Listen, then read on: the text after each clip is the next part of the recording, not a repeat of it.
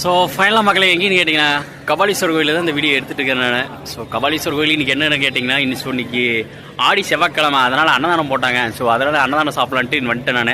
ஆடி செவ்வாய்க்கிழமைன்ட்டு இல்லைங்க, ஆடி புதன்கிழமை, ஆடி வியாழக்கிழமை, ஆடி வெள்ளிக்கிழமை, ஆடி சனிக்கிழமை டெய்லியுமே அன்னதானம் போடுவாங்க. டெய்லி அன்னதானம் சாப்பிட்டுக்கலாம், ஓகேங்களா? இதுக்கு முன்னாடி யார் இங்கே அன்னதானம் சாப்பிட்டீங்களோ அவங்க கீழே எனக்கு மறக்காமல் எனக்கு கமெண்ட் பண்ணி சொல்லுங்கள். அன்னதானம் எப்படி இருக்கீங்க கீழே மறக்காமல் எனக்கு கமெண்ட் பண்ணி சொல்லுங்கள்.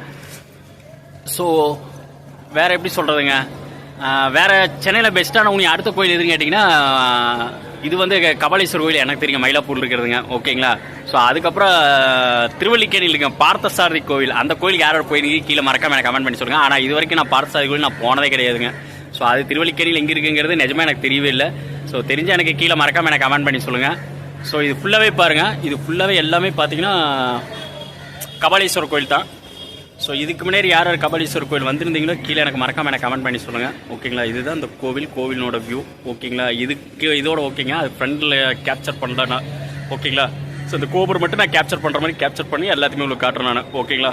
ஸோ இவ்வளோ தான் இந்த வீடியோ எண்ட் பண்ணிக்கலாம் தான் நான் நினைக்கிறேன். நான் போய் அன்னதானம் சாப்பிட்டு போட்டுங்க, சாப்பாடு சாம்பார் ரசம் அதுக்கப்புறம் அப்புறம் பொரியலுங்க தின்னு ஊட்டுங்க. உனக்கு அடுத்து என்னென்னு கேட்டிங்கன்னா லிஸ்ட்டை போட்டுட்டு அதுக்கப்புறம் என்ன ப்ரோக்ராம் ஏது ப்ரோக்ராமுக்குன்னு கிட்டத்தட்ட எல்லாமே நான் சொல்கிறேன் நானுங்க, ஓகேங்களா?